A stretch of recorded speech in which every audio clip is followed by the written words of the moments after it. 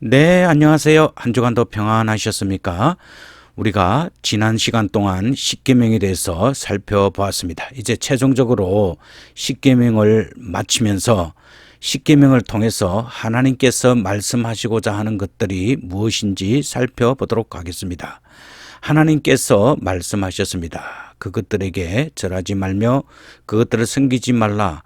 나 여호와 너희 하나님은 질투하는 하나님인적 나를 미워하는 자의 죄를 갚되 아비로부터 아들에게로 3, 4대까지 이르게 하거니와 나를 사랑하고 내 계명을 지키는 자에게는 천대까지 은혜를 베푸시느니라. 출애굽기 20장 5절과 6절 말씀입니다. 무슨 의미입니까? 하나님께서 이 계명들을 어기는 사람들을 벌하시겠다는 경고의 말씀입니다. 그러므로 우리는 하나님의 진노를 두려워해야 하며 십계명을 어기는 일을 하지 말아야 합니다. 그러나 이 계명들을 지키는 사람에게는 은혜와 복을 약속하셨습니다. 따라서 우리는 하나님을 사랑하고 신뢰하며 그 명하신 것들을 기꺼이 행하여야 합니다. 자, 하나님께서 계명을 지키는 자에게 천대까지 은혜를 베푸시겠다고 말씀하셨는데 그 천대까지의 의미를 살펴보도록 하겠습니다. 천대까지라는 말은 천명의 사람들에게라는 말입니다. 즉 한 사람이 하나님을 사랑하고 계명을 지키면 그의 후손 천명의 사람에게까지 즉 많은 후손들이 은혜를 입는다는 말입니다. 이처럼 하나님께서 3, 4대까지 죄를 갚는 것은 죄에 대한 하나님의 공의로운 성품을 보여주는 반면 천대에 이르기까지 은혜를 베푸는 것은 하나님의 공의를 초월하는 사랑의 품성을 보여주는 것입니다. 따라서 하나님은 공의로 인류 역사를 주관하시되 그 배후에는 언제나 인간에 대한 짙은 사랑을 깔고 있음을 알 수 있습니다. 중심 생각, 하나님은 오직 하나님께만 붙어 있기를 원하고 계십니다. 사람들은 자기 자신들이 살아가는 방식에 대해 하나님께서 염려하신다고 생각합니까? 혹은 왜 아니라고 생각합니까? 신명기 30장 1절에서 10절 말씀을 읽으십시오. 왜 하나님은 이러한 경고와 약속을 하셨습니까? 내가 내게 진술한 모든 복과 저주가 내게 임함으로 내가 내 하나님 여호와께 쫓겨간 모든 나라 가운데서 이 일이 마음에서 기억나거든 너와 내 자손이 내 하나님 여호와께로 돌아와 내가 오늘날 내게 명한 것을 온전히 따라 마음을 다하고 성품을 다하여 여호와의 말씀을 순종하면 내 하나님 여호와께서 마음을 돌이키시고 너를 긍휼히 여기사 내 포로를 돌리시되 내 하나님 여호와께서 너를 헛드신 그 모든 백성 중에서 너를 모으시리니 너의 쫓겨간 자들이 하늘 가에 있을지라도 내 하나님 여호와께서 거기서 너를 모으실 것이며 거기서부터 너를 이끄실 것이라. 이 말씀은 비록 이스라엘 백성이 하나님의 계명을 어기고 이방 나라들의 포로로 잡혀갔을 때라도 그들이 하나님의 말씀을 기억하고 하나님께 돌아와 마음을 다하고 성품을 다하여 하나님의 말씀에 순종한다면 하나님께서는 그들을 그 포로 생활로부터 돌이켜 고국 땅으로 돌아오게 하실 것이며 비록 그들이 하늘가에 잡혀가 있을지라도 그들을 모으시고 고국 땅으로 이끄실 것입니다. 하나님께서는 능히 그렇게 하실 수 있고 또 그렇게 하실 것입니다. 그리고 하늘가에 있을지라도 이 말은 이스라엘이 하나님의 진노를 받아 아주 먼 곳으로 끌려가 살 것을 말하는 것입니다. 그러나 비록 그렇게 될지라도 하나님께서는 그들을 다시 불러 모아 자신의 소유로 회복시키겠다는 뜻입니다. 회개한 자에게 임할 이 회복의 메시지는 훗날 선지자들이 포로 생활 중에 있었던 이스라엘 백성들에게 회개를 촉구하고 희망을 일깨워 주는데 자주 사용되었습니다. 그리고 후일에 이스라엘의 포로 귀환에 크게 기여했던 느헤미야 역시 본 메시지에 의지하여 하나님께 긍휼을 간구한 바 있습니다. 5절에서 8절 말씀 계속 읽도록 하겠습니다. 내 하나님 여호와께서 너를 열조가 얻은 땅으로 돌아오게 하사 너로 다시 그것을 얻게 하실 것이며 여호와께서 또 내게 선을 행하사 너로 내 열조보다 더 번성케 하실 것이며 내 하나님 여호와께서 내 마음과 내 자손의 마음에 할례를 베푸사 너로 마음을 다하며 성품을 다하여 내 하나님 여호와를 사랑하게 하사 너로 생명을 얻게 하실 것이며 내 하나님 여호와께서 내 대적과 너를 미워하고 핍박하던 자들에게 이 모든 저주로 하게 하시리니 너는 돌아와 다시 여호와의 말씀을 순종하고 내가 오늘날 내게 명한 그 모든 명령을 행할 것이라. 하나님께서는 그들이 고국 땅으로 돌아오게 하실 뿐 아니라 그들에게 복을 주시고 그들을 번성케 하고 그들의 마음에 할례를 주셔서 마음을 다해 하나님을 사랑하고 그들로 생명을 얻게 하시고 또한 하나님의 모든 말씀을 순종하면 그 모든 명령을 행하게 하실 것입니다.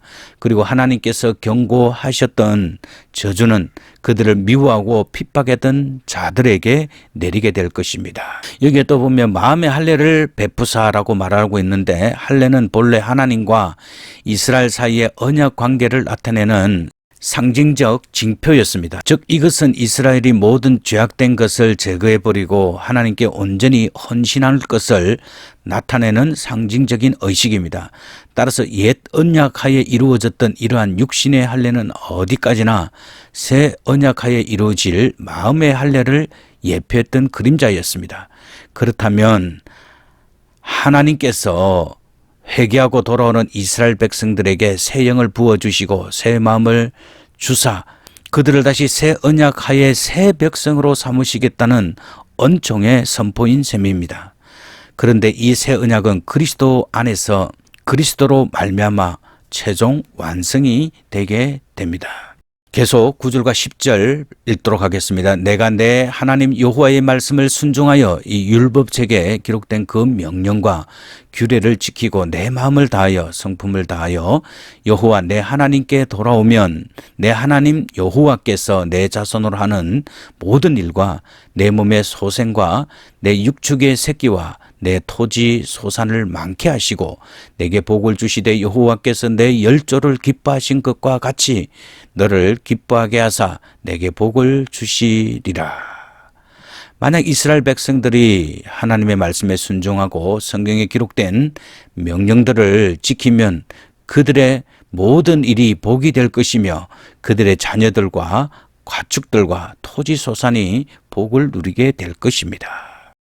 크리스찬으로서 우리는 하나님의 창조물들이 번창하도록 하나님이 자신의 계명들을 철저히 지키신다는 것을 고백하여야 합니다.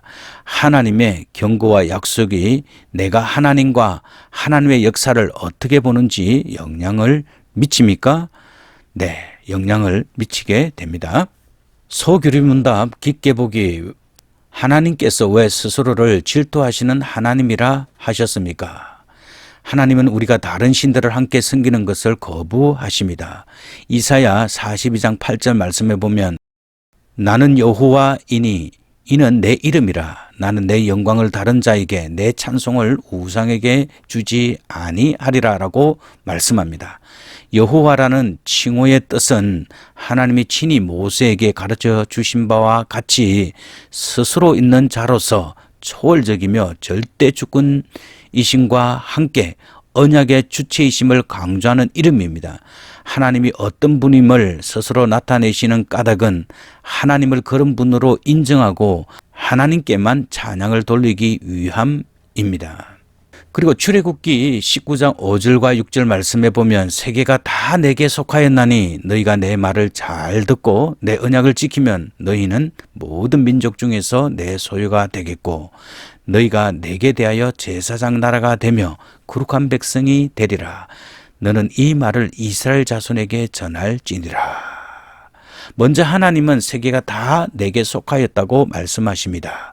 이 말은 우주에 대한 하나님의 정당한 소유권 주장이며 선포입니다. 여기서 특별히 이 말을 한 이유는 여호와가 단지 이스라엘에 국한되는 그러한 지역의 신이 아니라 모든 나라의 신이라는 뜻입니다.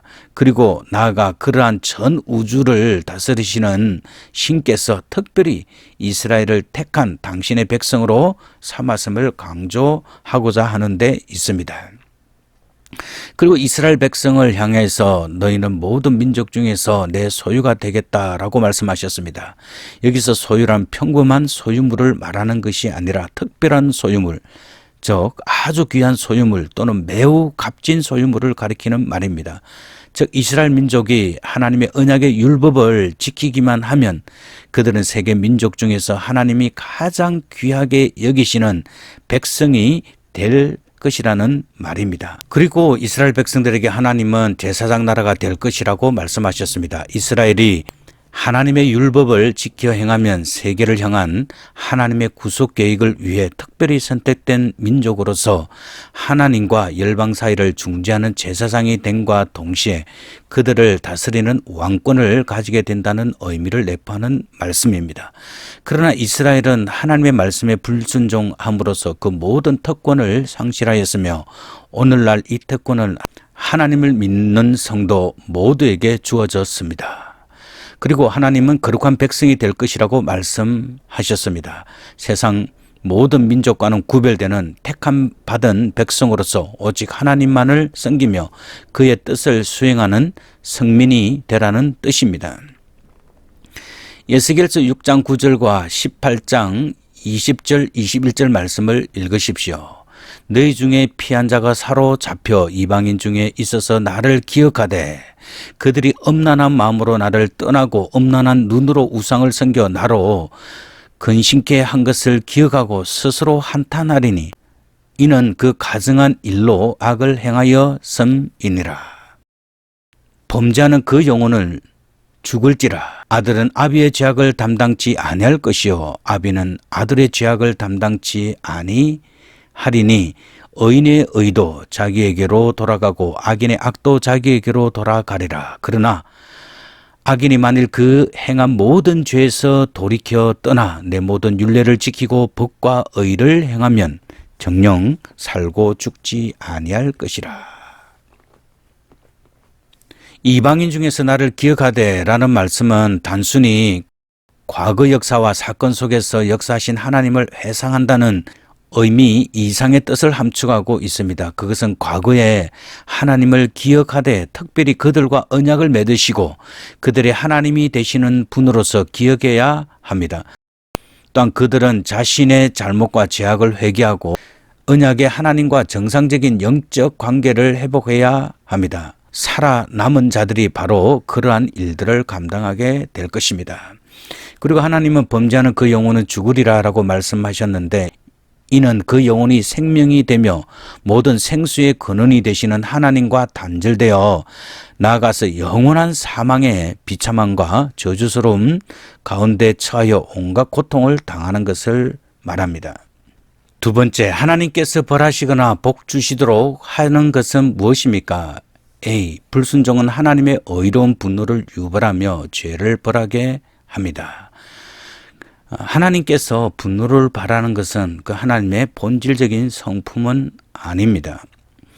사사기 2장 1절에서 12절 말씀을 읽어보도록 하겠습니다. 이스라엘 자손이 여호와의 목전에서 악을 행하여 바알들을 섬기며 애굽 땅에서 그들을 인도하여 내신 그들의 조상들의 하나님 여호와를 버리고 다른 신들 곧 그들의 주변에 있는 백성들의 신들을 따라 그들에게 절하여 여호와를 진노하시게 하였으되 라고 말합니다. 이스라엘 백성들이 가나안 땅에 정착하였지만 그들은 금방 그들 주변에 있었던 바알신을 섬기게 되었습니다. 하나님께서는 따라서 그들에게 진노하셨다라는 말씀입니다. 사사기에서 하나님께서 하신 말씀 가운데 여호와의 목전에 악을 행하여 그 여호와의 눈앞에 악을 행하였다라는 것입니다.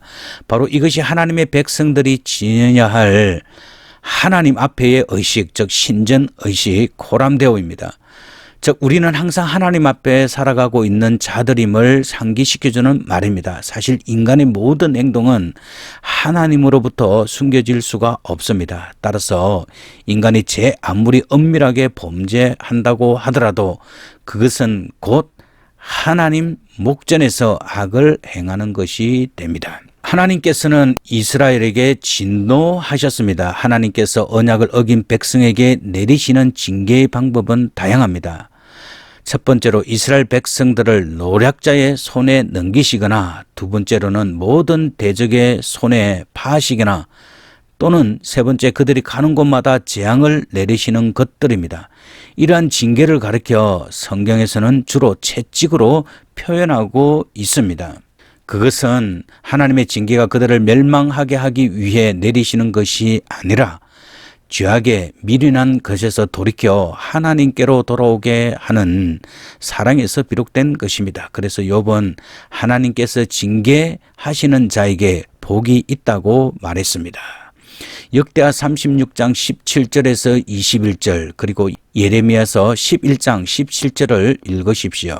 먼저 역대기하 36장 17절에서 21절 말씀을 읽겠습니다. 하나님이 갈대아 왕의 손에 저희를 다 붙이시매 제가 와서 그 성전에서 칼로 청년을 죽이며 청년 남녀와 노인과 백발 노홍을 긍휼히 여기지 아니하였으며, 또한 하나님 전의 대소 기명들과 여호와의 전의 보물과 왕과 방백들의 보물을 다 바벨론으로 가져갔고, 또 하나님의 전을 불사르며 예루살렘 성을 헐며 그 모든 궁시를 불사르며 그 모든 귀한 기명을 회파하고, 무릇 칼에서 벗어난 자를 저가 바벨론으로 사로잡아가며 무리가 거기서 갈대아 왕과 그 자손의 노예가 되어 바사국이 주재할 때까지 이르니라. 이에 토지가 황무하여 안식년을 누림같이 안식하여 70년을 지내었으니 여호와께서 예레미야 입으로 하신 말씀이 응하였더라. 지금 읽었던 말씀은 유다가 어떻게 멸망하였는지 기록된 말씀입니다. 요시아의 아들이며 여호야긴의 삼촌인 시드기야는 왕위에 나아갈 때 나이 21세였고 예루살렘에서 11년을 다스리며 하나님 보시기에 악을 행하였습니다. 그는 선지자 예레미야가 여호와의 말씀으로 일러도 그의 앞에서 겸비치 않고 느부갓네살 왕이 그로 그 하나님을 가리켜 맹세하게 하였으나 그가 배반하고 목을 곧게 하며 마음을 강팍하게 하여 이스라엘 하나님 여호와께로 돌아오지 않았습니다. 그들은 마침내 바벨론에게 패망하였고 많은 사람들이 죽고 성전과 궁궐은 불탔고 많은 사람들이 포로로 잡혀갔습니다. 바로 이것이 유다의 멸망입니다. 바벨론의 포로 생활은 노예 생활이었습니다. 여호야김, 여호야긴, 시드기야, 이 네 명의 왕들은 다 하나님 보시기에 악을 행한 자들이었습니다. 특히 여호야긴과 시드기야는 이전에 왕이 이방 나라에 포로로 잡혀가는 것을 보고서도 깨닫지 못하고 악을 행하였습니다. 그들의 악은 시드기야 때 가장 심하였습니다. 시드기야 때는 제사장의 어른들과 백성들이 크게 범죄하여 이방인들의 가상한 일들을 본받고 하나님의 성전을 더럽혔습니다. 하나님의 종 선지자들의 말을 멸시하고 들으려 하지 않았고 도리어 그들을 욕하였습니다. 그러므로 하나님께서는 그 왕들을 이방에게 사로잡혀가게 하였습니다. 시드기야는 자신의 눈앞에서 자기의 아들들이 죽임을 당하는 것을 보아야 했고 자신의 두 눈이 뽑혔고 사슬로 결박되어 바벨론으로 끌려가 죽는 날까지 옥에 갇혔습니다. 참으로 비극적인 일들이 하나님의 말씀을 지키지 않으므로 유다에게 임하였던 것입니다. 예레미야 11장 17절 말씀을 보겠습니다. 바알에게 분향함으로 나의 노를 격동한 이스라엘 집과 유다 집의 악을 인하여 그를 심은 만군의 여호와 내가 그들에게 재앙을 선언하였느니라. 하나님의 말씀을 지키지 않고 떠난 이스라엘과 유다를 향하여 하나님은 재앙을 선포하는 것을 볼 수 있습니다. 이스라엘을 애굽에서 빼어 가나안 땅에 심으셨던 분이 만군의 하나님 여호와이십니다. 또한 그들에게 지금 재앙을 선포하신 이도 하나님이시라는 점을 말씀하고 있습니다. 이 구절에서는 재앙과 악이 같은 말입니다. 즉 악이란 뜻뿐만 아니라 그 결과로 일어나는 재앙을 동시에 나타내고 있습니다. 그러나 하나님의 과도하도록 사랑스러운 친절 즉 은혜가 그리스도로 인해 우리를 용서하시고 복 주시도록 하나님을 역사하게 하십니다. 신명기 7장 7절과 8절 말씀을 보겠습니다. 여호와께서 너희를 기뻐하시고 너희를 택하심은 너희가 다른 민족보다 수효가 많기 때문이 아니라 너희는 오히려 모든 민족 중에 가장 적으니라. 여호와께서 다만 너희를 사랑하심으로 말미암아 또는 너희의 조상들에게 하신 맹세를 지키려 하심으로 말미암아 자기의 권능의 손으로 너희를 인도하여 내시되 너희를 그 종되었던 집에서 애굽 왕 바로의 손에서 속량하셨나니라고 말씀하고 있습니다. 하나님께서는 먼저 이스라엘을 기뻐하셨다고 말합니다. 그 원어는 하샤크인데 열렬히 사랑하다, 갈망하다 또는 매달리다라는 뜻으로 뜨거운 사랑과 애착심을 가리킵니다. 창세기 34장 8절에서는 반하여 사모하다라고 번역이 되어 있습니다. 따라서 이 말씀은 하나님께서 이스라엘 백성들을 얼마나 기뻐하셨는지 잘 나타내주는 말씀입니다. 또한 하나님께서는 이스라엘 민족이 가장 적은 수임에도 불구하고 하나님께서는 이스라엘을 선민으로 택정하여 불러주셨다라는 것입니다. 따라서 이스라엘이 수요가 많고 강성할 때가 아니라 오직 갈대아 우르를 떠나 이방의 나그네 된 아브람 한 사람뿐이었을 때 하나님께서는 아브람을 통하여서 민족의 조상으로 세우시고 이스라엘 국가를 시작하신 것을 볼 수 있습니다. 그 당시에는 이미 곳곳에 국가, 민족, 부족들이 강력한 세력을 구축하고 나름대로 위세를 떨치고 있을 때였습니다. 그러나 하나님께서는 가장 작은 자를 세우셔서 가장 강한 자로 하나님께서 만드시기를 원하셨던 것입니다. 그 이유가 다만 너희를 사랑하심으로 라고 말씀하고 있습니다. 하나님께서 이스라엘을 애굽의 압제로부터 구속시켜 자기 기업의 백성으로 삼으신 진정한 이유가 여기 제시되어 있습니다. 그 이유는 첫째, 보잘것없는 이스라엘 백성을 향한 하나님의 무조건적인 사랑 때문이며 두 번째로는 아브라함을 비롯한 이스라엘의 여러 열조와 맺으신 언약을 지키시려는 하나님의 신실하신 때문입니다. 이사야서 54장 7절과 8절 말씀을 보겠습니다. 내가 잠시 너를 버려서나 큰 긍휼로 너희를 모을 것이요 내가 넘치는 진노로 내 얼굴을 내게서 잠시 가려웠으나 영원한 자비로 너를 긍휼히 여기리라. 내 구속자 여호와의 말이니라. 여기에서 잠시 너를 버렸다라고 말씀하고 있는데 이것은 문자적으로 아주 짧은 시간을 가리키는데 여기서 이 표현이 등장한 것은 이후 이 말 번영 및 영광의 기간은 영원할 것이라는 사실과 대조를 이루게 하기 위한 것입니다. 신약 성경에도 동일한 사상이 나타나 있습니다. 우리의 잠시 받는 환난은 경한 것이 지극히 크고 영원한 영광에 중한 것을 우리에게 이루게 하매니라고 고린도후서 4장 17절에서 말씀하였습니다. 그리고 하나님은 큰 긍휼을 베푸시는데 또 다른 차원의 대조가 이루어지고 있는데 그것은 버림받음이 적은 것이었다면 긍휼은 큰 것, 즉 위대한 것이었다는 점입니다. 이 긍휼은 위대한 메시아의 대속사역 안에서 이루어지게 됩니다. 출애굽기 34장 6절과 7절 말씀을 보겠습니다. 여호와 앞에서 그의 앞으로 지나시며 반포하시되 여호와로라 여호와로라 자비롭고 은혜롭고 노하기를 더디하고 인자와 진실이 많은 하나님이로라. 인자를 천대까지 베풀며 악과 과실과 죄를 용서하나 형벌받을 자는 결단코 면죄하지 않고 아비의 악을 자손 3, 4대까지 보응하리라. 여기에서 하나님께서는 여호와라 여호와라라고 두 번 반복하여 말합니다. 즉 하나님은 자신을 나타내시는 분으로 인간에게 찾아오셔서 스스로를 계시해 주십니다. 그러한 하나님께서는 모세를 부르실 때 십계명을 주실 때 자신을 여호와로 소개하셨는데 이 이름은 하나님의 존재와 행동을 함께 나타내는 것으로 하나님이 세상의 통치자와 구원자가 되심을 말합니다.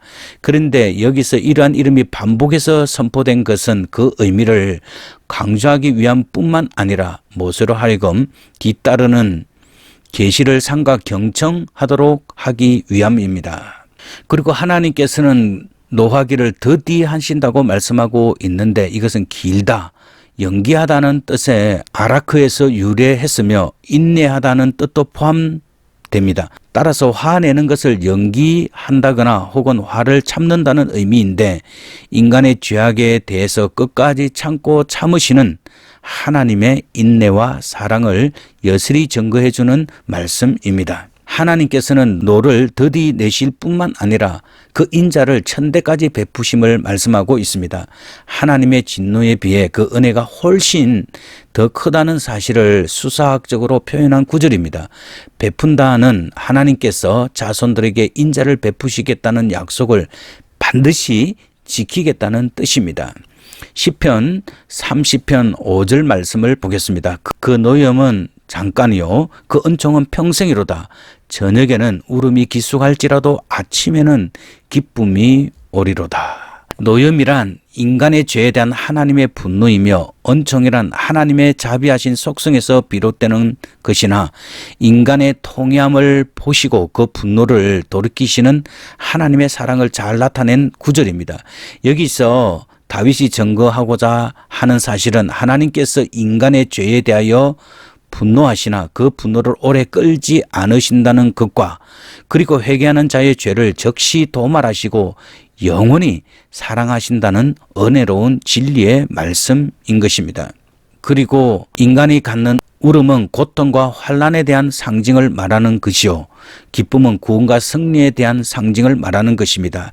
이 구절은 성도들에게 있어서 고통이나 환난은 단지 지나가 버리고 잊혀지고 마는 하나의 짧은 과정임을 말하고 있습니다. 반면 깊은 밤이 지나면 곧 이어 아침이 오듯이 성도들의 구원과 승리는 고난에 바로 뒤따라오게 됩니다. 다윗은 고난을 극복한 그의 경험적인 삶을 통해 이 같은 고백을 할 수 있었습니다. 예레미야 애가 3장 22절과 23절을 보겠습니다. 여호와의 자비와 긍휼이 무궁하심으로 우리가 진멸되지 아니함이니이다. 이것이 아침마다 새로우니 주의 성실이 크소이다. 예레미야는 먼저 하나님의 자비와 긍휼이 무궁하다고 말씀하고 있습니다. 여기에서 자비는 헤세드로서 여호와의 언약적인 사랑과 신실하심을 나타내는 중요한 단어입니다. 긍휼, 라함은 다름이 아닌 이 자비로 말미암은 것이라 볼 수 있습니다. 그리고 자비와 긍휼이 아침마다 새로우니 주의 성실이 크도다라고 말하고 있습니다. 하나님의 인자심, 곧 생명, 건강, 음식, 거처, 의복, 인간관계 그 외 수많은 다른 축복은 끊임없이 인간의 삶 속에서 매일매일 새롭게 주어지기 때문에 우리는 그러한 것들을 당연히 받아들이고 그 하나하나가 하나님의 선물이며 모든 유익하고 이상적인 선물을 주시는 자이신 하나님의 변치 않는 사랑의 표현 을 쉽게 잊어버려서는 안 되는 것입니다. 하나님께서는 날마다 우리들에게 자비와 긍휼을 베풀어 주십니다. 요한 1서 4장 8절에서 10절 말씀을 보도록 하겠습니다. 사랑하지 아니한 자는 하나님을 알지 못하나니 이는 하나님은 사랑이심이라. 하나님의 사랑이 우리에게 이렇게 나타낸 바 되었으니 하나님이 자기의 독생자를 세상에 보내심은 저로 말미암아 우리를 살리려 하심이니라. 사랑은 여기 있으니 우리가 하나님을 사랑한 것이 아니요 오직 하나님이 우리를 사랑하사 우리 죄를 위하여 화목제로 그 아들을 보내셨음이니라. 먼저 오늘 이 말씀은 하나님이 먼저 우리를 사랑하셨다고 말합니다. 즉 이것은 그리스도의 구속 사역을 통해 계시된 하나님의 사랑을 말합니다. 하나님에 대한 인간의 사랑이 결코 지속적인 것이 될 수 없음을 강조하고 있습니다. 그러나 인간에 대한 하나님의 사랑이 역사적인 특별한 사건에 의해 나타났음을 말하는데 즉 그리스도를 통하여서 나타난 하나님의 사랑을 가리킵니다. 특별히 하나님께서는 우리 죄를 위하여 화목제로 그 아들을 보내셨다고 말씀합니다. 이것이 바로 하나님의 영원한 사랑을 말하는 것으로 이 영원한 사랑의 특별한 속죄 사역에 초점이 맞추어져 있음을 말합니다. 화목제는 속죄를 전제로 합니다. 왜냐하면 그리스도의 구속 사역을 통한 속죄함이 없이는 죄로 인해 형성된 하나님과 소원한 관계는 절대로 회복되지 않기 때문입니다. 하나님께서 그리스도를 죄를 위한 화목제물로 보내심으로써 그 안에서 거하는 자마다 속죄함을 받고 하나님과의 관계를 회복하여 영원한 생명을 소유하게 됩니다. 하나님의 경고와 약속들에 대한 우리의 적절한 응답은 무엇입니까? A. 모든 다른 신을 거부하여야 합니다. 사무엘하 7장 3절 말씀을 보도록 하겠습니다. 사무엘이 이스라엘 온 족속에게 말하여 이르되 만일 너희가 전심으로 여호와께 돌아오려거든 이방신과 아스타롯을 너희 중에서 제거하고 너희 마음을 여호와께로 향하여 그만을 섬기라. 그리하면 너희를 블레셋 사람의 손에서 건져내시리라.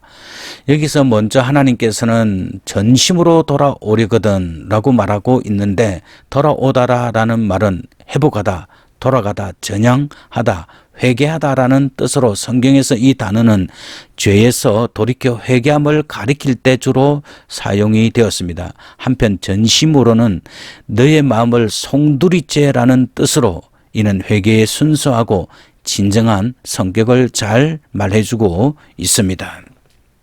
그리고 하나님께서는 이방 신들을 제거하라고 말씀합니다. 우상을 제거하는 일은 이스라엘 백성들이 여호와께 돌아와 여호와만을 섬기기 위한 전제 조건으로서 최우선적으로 해야 할 일이었습니다. 또한 제거하고는 제껴두다, 뽑다, 떠나다라는 뜻으로 우상을 그 흔적까지도 없애버린다는 뜻으로서 많이 사용된 단어입니다. 한편 후일 유다의 두 형군 히스기야와 요시야는 우상을 제거하는 구체적인 방법으로 찍어버리는 것과 불살라 죄로 만들어 평민의 묘지에 버리는 것 등의 두 가지 방법을 백성들에게 제시하였습니다. 우리 한국 사회에서도 우리의 신앙의 선배들이 하나님을 믿을 때 우상을 그 흔적까지 다 없애버린 것을 알 수 있습니다.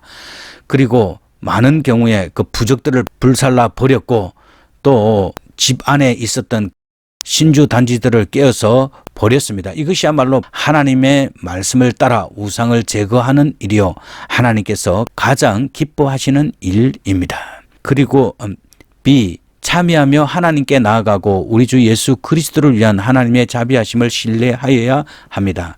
이사야서 55장 6절과 7절 말씀해 보면 너희는 여호와를 만날만 할 때에 찾으라. 가까이 계실 때에 그를 부르라. 악인은 그의 길을, 불의한 자는 그의 생각을 버리고 여호와께로 돌아오라. 그리하면 그가 긍휼히 여기시리라. 우리 하나님께로 돌아오라. 그가 너그럽게 용서하시리라. 오늘 이 말씀에 보면 여호와를 만날만 할 때에 찾으라라고 말하는데, 이것은 바로 지금 여호와를 만날 수 있을 때임을 암시하는 반면에 때가 오면 그분을 만나고 싶어도 만날 수 없다는 사실을 동시에 말하고 있습니다. 따라서 우리는 이 하나님의 때를 분별하여 항상 하나님을 만날 수 있을 이때에 우리는 하나님을 만나는 삶이 되어야 합니다. 그리고 하나님의 이름을 부를 수 있어야 합니다. 즉 하나님의 자비에 우리 자신 전체를 던져버리라라는 의미가 들어 있습니다. 신약은 예수 그리스도의 이름을 부르는 자만이 구원을 얻는다고 못 받고 있습니다. C. 우리는 하나님의 뜻을 알기 위해 열심을 내어야 하며 하나님의 명령을 기꺼이 준행해야 합니다. 시편 119편 2절 여호와의 증거들을 지키고 전심으로 여호와를 구하는 자는 복이 있도다. 여기에서 여호와의 증거란 알다를 뜻하는 야다에서 온 것으로 하나님의 증거와 선포를 통해 만들어진 두 돌비를 가리킬 때, 즉 십계명을 말합니다. 혹은 여호와의 법궤를 가리킬 때, 또한 하나님이 그 입으로 선포하신 것을 강조하는 의미의 언약들로도 번역이 되고 있습니다. 그리고 우리는 하나님을 전심으로 구할 때 하나님의 복이 임하게 됩니다. 즉 마음과 뜻과 정성을 다하여 간절히 여호와를 찾는 자는 하나님을 만나는 복을 경험하게 될 것입니다. 로마서 7장 22절 내 속사람으로는 하나님의 법을 즐거워하되 예수 그리스도를 믿고 거듭난 사람은 내 속에 있는 속사람이 다시 살아난 것입니다. 이 속사람은 하나님의 말씀을 즐거워하고 그 말씀을 지키는 것을 최고의 가치로 알며 그 말씀 안에서 기쁨과 감사를 누리는 것입니다. 시편 119편 9절 40편 8절, 로마서 12장 1절, 전도서 12장 13절과 14절, 요한 1서 4장 9절을 읽으십시오. 시편 119편 9절 말씀과 40편 8절 말씀을 보도록 하겠습니다. 청년이 무엇으로 그 행실을 깨끗게 하리까? 주의 말씀을 따라 상갈 것이니이다. 나의 하나님이여, 내가 주의 뜻을 행하기를 즐기오니 주의 법이 나의 심중에 있나이다 하였나이다. 오늘 시편 기자는 바로 하나님의 말씀이 우리 가운데 있으면 죄를 따라 살지 아니하고 하나님의 뜻을 행하는 그 기쁨 가운데 산다라는 말씀을 하고 있습니다. 로마서 12장 1절, 그러므로 형제들아, 내가 하나님의 모든 자비하심으로 너희를 권하노니 너희 몸을 하나님이 기뻐하시는 거룩한 산 제사로 드리라. 이는 너희의 드릴 영적 예배니라. 사도 바울은 구원 얻은 자의 생활에 대해 교훈하면서 첫째로 헌신에 대해서 말하고 있습니다. 헌신은 하나님께 우리의 몸을 드리는 것을 말합니다. 그것은 우리의 손과 발, 우리의 재능, 목소리와 힘, 우리의 시간과 돈, 심지어 우리의 생명까지 포함합니다. 헌신의 이유는 무엇인가? 우리는 하나님의 크신 자비와 사랑으로 하나님의 독생자 예수 그리스도의 십자가 희생으로 우리의 모든 죄와 지옥 형벌로부터 구원을 얻게 되었습니다. 따라서 우리가 하나님께 우리의 몸을 드리는 것은 하나님께서 우리에게 베푸신 크신 자비와 사랑과 은혜 때문입니다. 사도 바울은 헌신을 산제사라고 표현하여 있습니다. 그것은 구약시대의 제사와 대조되는 말입니다. 구약시대에는 짐승을 죽여 하나님께 제사를 드려야 했습니다. 그러나 예수 그리스도께서 오셔서 자신을 십자가의 대속제물로 주신 오늘날에는 우리가 우리의 몸을 하나님께 드리는 것이 필요할 뿐입니다.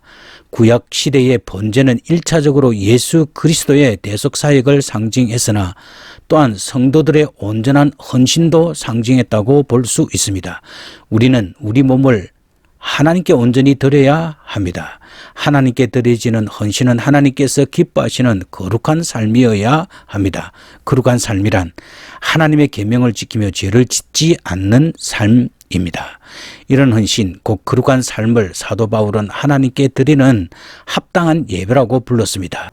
어떤 형식의 예배보다도 하나님 앞에서의 헌신과 거룩한 삶 자체가 하나님께 드리는 가장 합당한 예배라는 뜻입니다. 전도서 12장 13절과 14절 말씀을 보도록 하겠습니다. 이래 결국을 다 들었으니 여호와를 경외하고 그 명령을 지킬지어다. 이것이 사람의 본분이니라. 하나님은 모든 행위와 모든 은밀한 일을 선악간에 심판하시리라. 사람의 본분, 즉 이 말씀은 문자적으로 크게 두 가지로 이해될 수 있습니다. 사람의 모든 것을 의미하기도 하며 또한 모든 사람을 의미하기도 합니다. 여기서 일제를 취할 경우에는 바로 이 말씀은 여호와를 경외하는 것이 사람의 행할 의무의 전체라는 뜻이 되며, 이를 위한 경우에는 하나님을 경외하고 그분의 명령을 지키는 것이 모든 사람에게 적용되어야 하는 모든 사람의 의무라는 뜻입니다. 요한 1서 4장 9절을 읽으십시오. 하나님의 사랑이 우리에게 이렇게 나타낸 바 되었으니 하나님이 자기의 독생자를 세상에 보내심은 저로 말미암아 우리를 살리려 하심이니라. 하나님께서는 독생자를 우리들을 위해서 세상에 보내주셨습니다. 여기서 독생자란 첫 번째로 사랑하는 이라는 의미이고 두 번째로는 유일한이라는 의미입니다. 예수님께서 하나님이 사랑하시는 유일한 아드님을 말씀하는 것입니다. 여기서 또한 보내심이란 그리스도께서 성육신 하신 사건이 지속적으로 그 효력을 발생함을 시사합니다. 하나님은 그리스도를 세상에 보내심으로 자신의 사랑을 드러내셨을 뿐만 아니라 계속적으로 그 사랑을 증거하고 계십니다. 그리고 독생자를 보내신 이유는 우리를 살리기 위함이었습니다. 하나님께서 독생자를 세상에 보내신 목적을 잘 말해주고 있는데, 살리려 하심이라는 인간이 전에 죽은 상태임을 전제로 하고 있습니다.